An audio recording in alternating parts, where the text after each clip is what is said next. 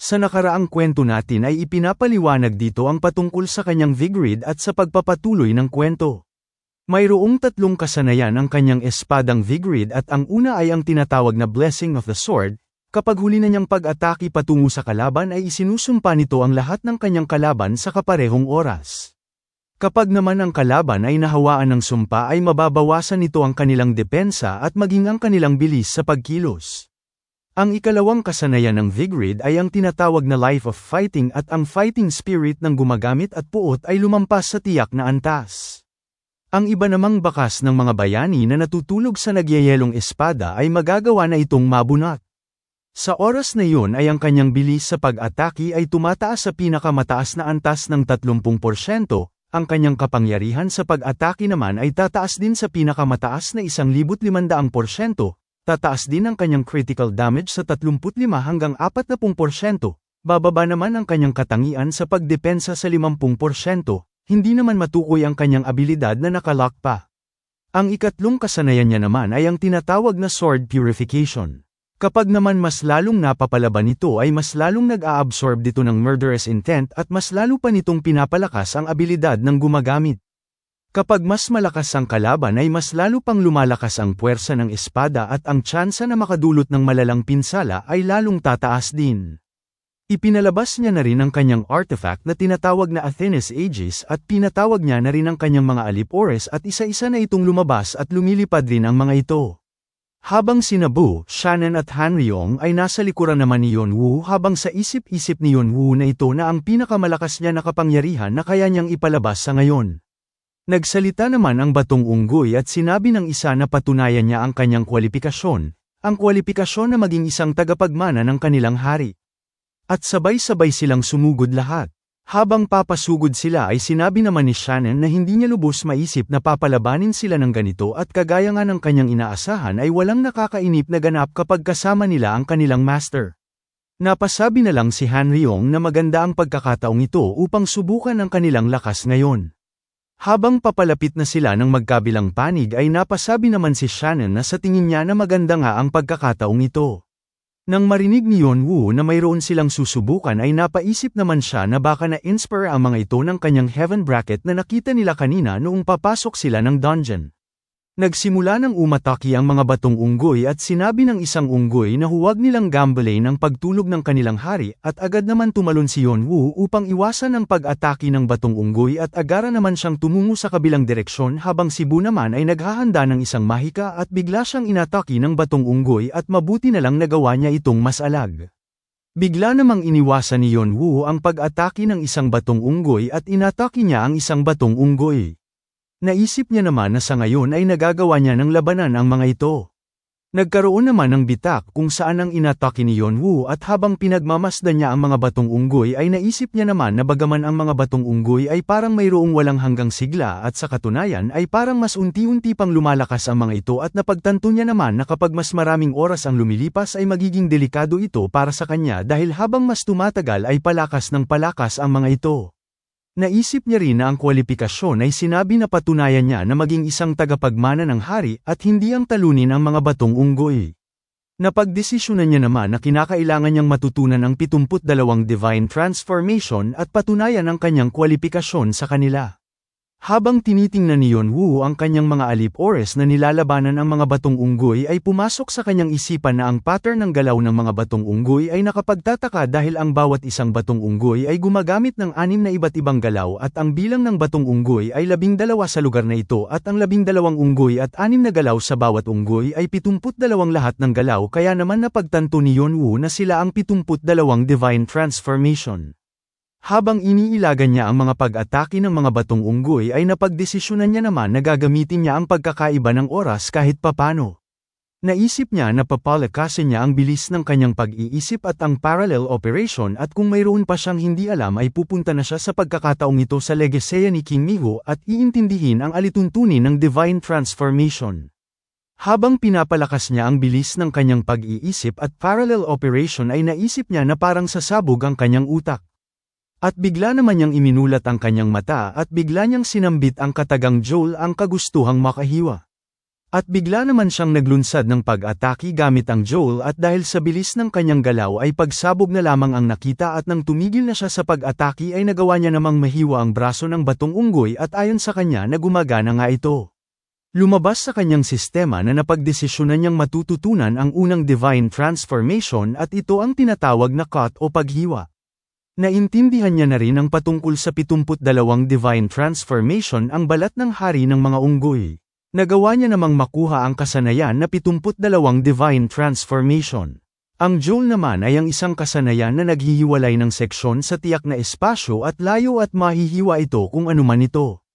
Ang kasanayan na ito ay kinakailangan ng atensyon at focus, kaya naman kapag nabigo siyang magawa ang paghiwa ay magreresulta ito sa pagkalito. Ang 72 divine transformation naman ay hindi matukoy ang ranggo nito at mayroon naman itong kahusayan na 1.2%. Ang kasanayan na ito ay natutunan ng Monkey King na si Sun Wukong mula sa kanyang master na si Subhuti na kanyang guro noong bata pa siya. Sa pamamagitan nito ay si Sun Wukong ay maaaring umupo sa posisyon ng ikapitong demonyong hari ng Dongzhou ang hari ng mga yokai. Mayroon namang kanya-kanyang katangian ang transformation dahil gawa ito sa 72 na iba't ibang uri ng techniques kaya naman mahirap matutunan ang lahat ng ito. Kapag naman magawa niyang ma-master lahat ng ito ay magiging isa siyang deity o isang mahusay na yokai. Nakagawa na naman siya ng tagumpay na mahirap mapagtagumpayan at bibigyan na naman siya ng karagdagang 8,000 karma. Makalipas lamang ang ilang minuto ay napasabi na lang ang isang batong unggoy kay Yonwoo na kahit na inistorbo niya ang tulog ng kanilang master ay nagawa niya namang mapatunayan ang kanyang kwalifikasyon kaya naman sinabi niya na ang kanilang trabaho dito ay tapos na. Maya-maya pa ay unti-unti nang naaagnas ang mga batong unggoy at tumigil na rin sa kakalaban ang mga alip-ores ni Yonwoo. Habang pinapabalik ni Yonwoo ang kanyang mga alip-ores ay sa isip-isip niya naman na ang ibig sabihin lang nito ay sapat na ang kanyang ipinakita upang maging kwalipikado siya dahil nagawa niyang masagawa ang isa sa 72 divine transformation. Masaya naman si Yonwoo dahil nagawa niyang matapos ang ikalawang pagsubok. Lumabas sa kanyang sistema na napagtagumpayan niyang maipasa ang ikalawang pagsubok at ang ikatlong pagsubok ay uumpisahan na maya-maya. Hindi naman akalain ni Yonwoo na uumpisahan na agad ang ikatlong pagsubok at unti-unti namang bumukas ang pinto sa kanyang likuran habang sumisilip ang liwanag sa loob at hindi na siya nagsayang ng sandali pa at agad naman siyang lumabas ng pintuan. Pagkalabas niya ay lumabas rin sa kanyang sistema na ang pagsubok ay sisimulan na. Sinuri niya naman ang lugar at makalipas ang ilang sandali ay bigla niya namang nakita ang isang dragon na papalapit sa kanya. Pagkalapit ng dambuhalang dragon sa kanya ay tinanong niya naman agad si Yonwoo na kung siya na ba ang bagong piraso. Sa isip-isip naman ni Yonwoo na kahanga-hanga ang presensya nito na tila ba ay isa itong Diyos na dragon. Naisip niya na sa palagay niya naman na mas mataas ang antas nito kumpara sa Phoenix o kahit na sa Void Dragon. Hindi niya naman naiintindihan ang tinawag sa kanya na piraso. Sinabi naman ng dragon na sa tingin niya ang tamang sabihin dito ay kung siya na nga ba ang tagapagmana. Tugon naman ni Yonwoo na siya nga. Pagkarinig ng dambuhalang dragon ng sinabi ni Yonwoo ay minungkahi niya naman na kung sa gayon ay sumakay siya sa kanyang likuran dahil dadalhin niya ito sa kanya at bigla na lang lumipad ng napakabilis ang dragon. Makalipas lamang ang ilang sandali ay narating na nila ang kanilang patutunguhan at sinabi ng dragon na nandito na sila. May taong humimas naman sa dambuhalang dragon at tinawag niya itong Sang. Sinabi niya na parang nadagdagan ito ng timbang. Sinabi naman ni Sang na iiwanan niya na lang dito ang piraso. Habang papaalis si Sang ay sinabi naman ng taong ito na nasisiyahan siya kapag binibiro niya ito noong maliit pa ito dahil ngayon ay isa na itong binatilyo at hindi na ito masyadong nagre-react sa kanyang biro. Napatanong naman si Yonwoo na kung ito na nga ba si King Miho. Napansin naman ni King Miho si Yonwoo at tinanong niya ito na kung bakit tinitingnan niya siya ng may respeto. At nagmayabang naman siya na kung grabe ba ang tibok ng kanyang puso at nahihilo ba siya dahil nasa presensya siya ng isang idol star. Sinabi niya pa na alam niya naman na kahanga-hanga siya subalit gusto niya daw si Yonwoo dahil hindi man lang siya nahimete pagtapos niya siyang makita.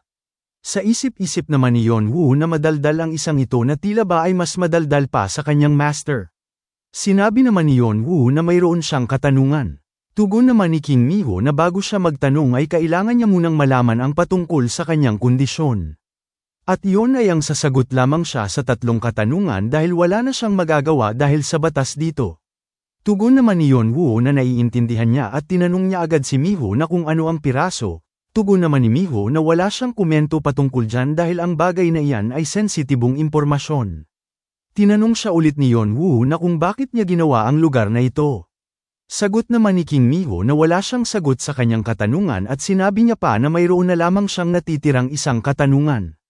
Napaisip naman si Yeonwoo kung bakit ba mapili ang isang ito sa pagsagot sa mga katanungan at kung dahil ba ito sa batas na nandito kaya naman hindi niya ito nasasagot. Ikatlong pagsubok na ito subalit sinabihan lamang siya ni Miho na magtanong lamang sa kanya ngunit hindi pa rin niya ibinibigay ang pagsubok niya at napatanong naman siya sa kanyang isipan na kung ang tatlong katanungan ba ay isang uri ng pagsubok kaya naman napagdesisyonan niyang magtanong ng hindi nalalabag ang batas dito at tinanong niya si Miho na kung sino siya. Pagkarinig ni Miho ay bigla na lamang siyang nagulat dahil sa katanungan ni Yeonwoo sa kanya at sinabi niya na hindi niya akalain na tatanungin niya ang bagay na yan sa huli niyang katanungan at napasabi na lang siya na napaka-interesante niya. Bigla niya naman sinabi na nakapasa siya sa ikatlong pagsubok at nang marinig yun ni Yeonwoo ay hindi niya naman lubos akalain na ganun lang pala kadali ang pagsubok na ito. Lumabas sa kanyang sistema na napagdesisyonan niyang mapasa ang ikatlong pagsubok niya. At napagtagumpayan niyang maipasa ang lahat ng pagsubok. Nagawa niyang matapos ang Sudden Quest na tinatawag na King's Terracotta Soldiers at ang Hidden Quest na tinatawag na King Mie's Palace. Nakuha niya ang kasanayan na tinatawag na 72 Divine Transformation at ang titulong tagapagmana ng Hari ng mga Unggoy. Nakagawa na naman siya ng tagumpay na hindi madaling mapagtagumpayan at sa pagkakataong ito ay malaking karma ang kanyang makukuha at ito ay may kabuuang bilang na 25,000 na karma. Pagtapos masira ng Hari ng mga Unggoy ang kanyang selyo sa 5 bundok ng elemento ay nagdesisyon si King Miho na iwanan niya ang kanyang legaseya.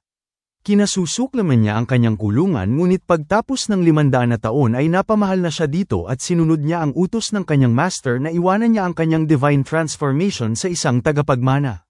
Sa pamamagitan ng titulong ito ay magkakaroon siya ng hindi kapani-paniwalang focus sa pakikipaglaban at pwede niya pang ma-activate ang tinatawag na discerning eyes upang maipalabas ang kapangyarihan ni King Miho.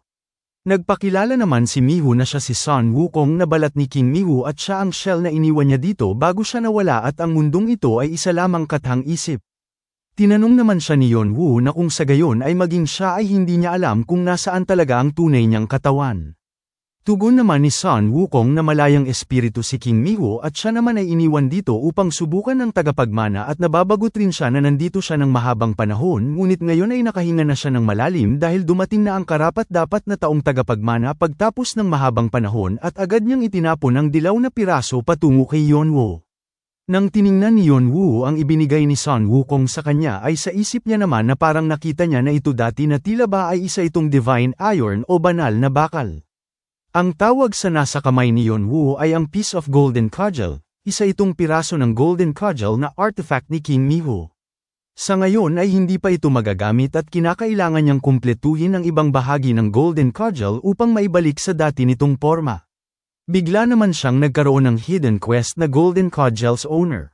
Nag-aalala naman si King Miho na kung marami ang tagapagmana ay maaapektuhan ang kanyang reputasyon. Kailangan niya lang makahanap ng tunay na tagapagmana at ikalat ang 100 na piraso ng Golden Cudgel sa buong tore at itinago ito. Simula ngayon ay hanapin niya ang nawawalang piraso ng Golden Cudgel upang mabuo ito. Pwede niya ring mamana ang pangalan ng Great Sage, Heaven's Equal kung nasa kanya na ang huling sekreto na naglalaman nito. Ang kondisyon naman sa pakikilahok ay ang makuha ang titulong tagapagmana ng Hari ng mga Unggoy at ang pagmamay-ari na kahit isang piraso lamang ng Golden Cudgel. Wala namang limitasyon sa oras ito. Ang kanyang gantimpala na matatanggap ay ang titulong Great Sage at Heaven's Equal. Ang ikalawa ay ang kumpletong Golden Cudgel. Ang panghuli ay ang Discerning Eyes at hindi naman matukoy kung ano ang karagdagang karma. Ayon sa sistema na may kaugnay ang quest na ito at tinanong siya ng sistema na kung gusto niya bang magpatuloy. Sinabi naman ni Sun Wukong na ang mga piraso ng Golden Cudgel ay nagkalat sa buong tore at walang nakakaalam kung saan nga ba nakalagay ang mga ito at baka nasa kamay ito ng ibang tao na walang kaedi-ideya kung ano ito. At dagdag pa ni Sun Wukong habang tinitingnan si Yeonwoo na malamang ay magdudulot ito ng malaking gulo dahil maraming tao ang inaasam ang pangalang Great Sage, Heaven's Equal at kung hindi niya man gustong gawin ito ay pwede na siyang sumuko at maghihintay na lamang siya hanggang dumating ang bagong tagapagmana. Tugon naman ni Yeonwoo na wala siyang planong iwasan at gagawin niya ito. Tinanggap niya ang hidden quest na Golden Cudgel owner. Napatawa na lang si Sun Wukong sabay sabi niya na talagang napakatapang nito para sa isang baguhan at sinabi niya na tapos na siya dito at itinuro niya naman ang pulang portal at sinabi niya na kapag dumaan siya dito ay makakabalik siya sa kung saan man siya nagmula. Sinabi naman ni Yonwoo kay Sun Wukong na bago siya umalis ay mayroon sana siyang itatanong at tinanong niya ito na kung may alam ba siya patungkol sa bracelet na ito dahil sa tingin niya ay gawa rin ito sa kapareho materyal ng Golden Cudgel. Bigla namang nagulat si Sun Wukong pagkakita niya ng bracelet ni Yonwoo at lumaki naman ang kanyang boses at tinanong niya si Yonwoo na kung saan niya ba nakuha ito at kung ano ang gamit nito. Tugon naman ni Yonwoo na sa palagay niya ay may kaugnayan ito sa kaluluwa. Agad namang lumapit si Sun Wukong kay Yonwoo sabay sabi niya na ang kanyang bracelet ay isang sandata ng Diyos. Mayroon pang ibang bahagi nito at iyon ay ang nasa leeg at binti at magkatulad ito ng instrumento sa pag-torture o pagpapahirap. Sa isip-isip naman ni Yonwoo na sa tingin niya naman ay tama ang kanyang hula dahil hinigop nito ang astrape at ngayon ay nakumpirma niya na isa nga itong sandata ng Diyos. Minungkahi naman ni Sun Wukong na kung makita niya ang kanyang totoong katawan ay huwag niyang ipakita ang kanyang bracelet dahil ang pagkasakim niya sa kayamanan ay hindi masukat. Tugon naman ni Yonwoo na tatandaan niya ang kanyang sinabi. Tinanong naman siya ni Sun Wukong na kung alam niya ba kung bakit ang mga Diyos at demonyo ay nababaliw tungkol sa divine iron o banal na bakal.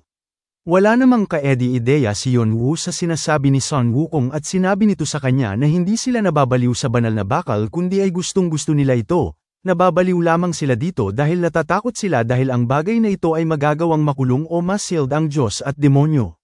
Kinokontrol nito ang Diyos na nakagawa ng maraming krimen o ang Diyos na napakalakas. Ayon sa kanya na ang totoo niyang katawan ay ginamit ang Golden Cudgel upang maselyuhan ang Devil King sa templo at ang kanyang bracelet ay malamang ginamit sa pagpigil sa isang Diyos at kung ang abilidad ng kanyang bracelet ay ang asikasuhin ang mga patay ay malamang ito ay may kaugnayan sa kamatayan. Bigla namang pumasok sa isipan ni Yonwoo ang Black King at napatanong sa kanyang isipan na kung ang Black King ba ay kahit ang mga Diyos ay kinakatakutan siya. Nagpaalam na si Sun Wukong sa kanya at nagpasalamat naman si Yonwoo sa pagsagot sa kanyang katanungan. Makalipas lamang ang ilang sandali ay nag-uusap sina Sun at Wukong at napasabi na lang si Sun Wukong na may kamangha-mangharing dumating na tao sa mahabang panahon. Isang taong nagising ang enerhiya ng isang dragon at parang may naalala siya na isang tao sa kanya at tinanong niya si Sun na kung ano ba sa tingin niya. Sumang-ayon naman si Sun at sinabi niya na parang katulad ito ng dati niyang amo. May bigla namang naramdaman si Sun Wukong at tinawag niya si Sun at sinabi niya na mukhang may pumasok na lapastangan dito. At bigla naman nilang inabangan ang pagdating ng isang nanghihimasok at sinabi niya dito na ang lakas ng loob niyang pasukin ang sanctuary na ginawa ng katawan na ito at hindi niya na pinagpatuloy ang kanyang sinabi dahil lumabas ang pamilyar na tao at sinabi nito na nagwawalang galang na at ang taong ito ay si Kindred at nagpakilala naman siya na siya ang ibang mukha ng Great Heavenly Demon at nandito siya upang pagsilbihan siya.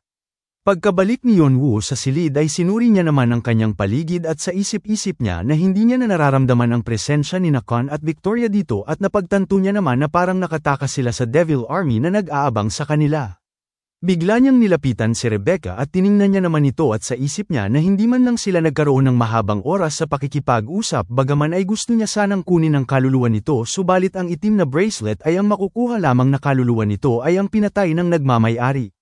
Kaya naman dahil nanghihinayang siya ay napatanong siya sa kanyang isipan na kung may paraan ba upang magawa niya pang maibalik ang kaluluwa ni Rebecca.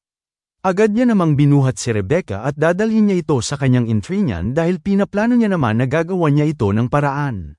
Napatanong naman siya sa kanyang sarili na kung ano pa ba ang gagawin niya sa lugar na ito dahil sinabi ni Sun Wukong sa kanya na may iilan na tagapagmana ang sinusubukang mahanapan ang mga nawawalang piraso ng Golden Cudgel at naisip ni Yonwoo na mayroon na siyang karibal sa quest na ito. At higit sa lahat ay hindi niya nagagawang makuha ang Heaven Bracket kahit hindi pa sadya at siya lamang ang mayroon nito. Habang papalabas siya ng silid ay nag-aapoy naman ng kulay asul ang bawat inaapakan niya at maging ang batong monumento ay nag-apoy na rin at ang buong silid. Makalipas ang ilang araw ay nandito ang eksena sa nayon ng isang sungay na tribo. May bigla namang napansin si Yano na paparating at binati naman ni Fante ang kanyang kuya Cain at sinabi niya na madalang lang nila itong makita sabay tawa niya. Sa isip-isip naman ni Yonwoo nakatawa-tawa ang itsura ni Fante. Hindi naman pinansin ni Yeonwoo si Fante at tinanong niya si Yano na kung ano na ba ang nangyari sa mga maalamat na hayop dahil sinabi niya na mapipisa na ang mga ito. Tugon naman ni Yano na napisa na ang mga ito. Nagalit naman si Fante at sinabi niya na nagsasalita siya dito at tinanong niya si Yeonwoo na kung hindi ba siya sumusobra. Hindi pa rin siya pinansin ni Yeonwoo at minung niya kay Yano na sa gayon ay dalhin niya siya kung saan ang mga maalamat na hayop. Sinabi naman ni Yano na sundan niya siya habang si Fante naman ay napasabi na lang na para lamang siyang bulaklak na nakasabit sa dingding nitong mga nakaraang araw lang. May bigla namang bumangga kay Yeonwoo at sinabi niya kay Yeonwoo na narinig niya na mayroon siyang malalim na koneksyon sa mga maalamat na hayop at sinabihan niya pa si Yeonwoo na parang tanga siya katulad ng mga maalamat na hayop. At nagpatuloy namang naglakad ang lalaki at sinabi na lang ni Yeonwoo na kakaiba ang lalaking iyon. Tinanong naman siya ni Kan na kung hindi niya ba naaalala kung sino ang lalaking iyon. Tinanong siya ni Yeonwoo na kung kilala niya ba siya. Napahalakhak naman si Fante sabay tanong niya kay Yeonwoo na kung hindi niya na ba naaalala ang lalaking tinalo niya ng isang beses at sinabi niya pa na gustong-gusto niya talaga ang kanyang ugali. Tinanong naman siya ni Yeonwoo na kung sino ba ang lalaking iyon. Ipinaliwanag naman ni Fante na ang lalaking iyon ay si Jang na kauna-unahan niyang tinalo noong pagkadating niya sa kanilang nayon at narinig niya pa na naghirap ito ng malala kaya naman parang may sama ito ng loob sa kanya. Dagdag niya habang pinagmamasdan si Yeonwoo na naiintindihan niya naman kung bakit hindi niya ito nakilala agad dahil parang may ginagamit itong droga nito lang nakaraan subalit bigla na lamang itong nagbago. Sa isip-isip naman ni Yeonwoo habang pinagmamasdan niya si Jang na kung ito ba ay isang enerhiya ng demonyo at napatanong naman siya sa kanyang isipan na kung ano ba ang ginagamit nito upang maglabas siya ng ganoong itim na kapangyarihan subalit napagdesisyonan niya naman na hindi niya na ito papansinin dahil ang Martial King na ang bahala patungkol kay Jang. Habang papalapit sina Yeonwoo sa kung saan ang mga maalamat na hayop na kakapisa pa lang ay naririnig niya ang masasayang boses ng matatanda na si Granny daw ay malamang gutom pagkagising nito at inutusan niya naman ang isang matanda na dalian niya ng kumuha ng pagkain. At dito manghang-mangha na naman ang mga matatanda at tinanong ng isang matanda na kung nasaan na ba ang kanilang record dahil itatala nila ang pagbabago ng kulay ng maalamat na hayop dahil nag-iba ito kani-kanina lang. Sinabi naman ng isang matanda na sinabihan niya na ito na ang itawag nila sa record ay Baby Diary. Nanlaki naman ang mga mata ni Yeonwoo dahil hindi niya akalain ang kanyang nakikita at dito ang mga maalamat na hayop ay ang tinatawag na griffins. Hanggang dito na lang muna mga bossing. Kung gusto mong subaybayan ang kwentong ito, mag-like, comment, subscribe at i-hit mo na rin ang notification bell para ikaw ang unang makapanood pag may bago tayong upload. Kita-kits sa susunod mga boss.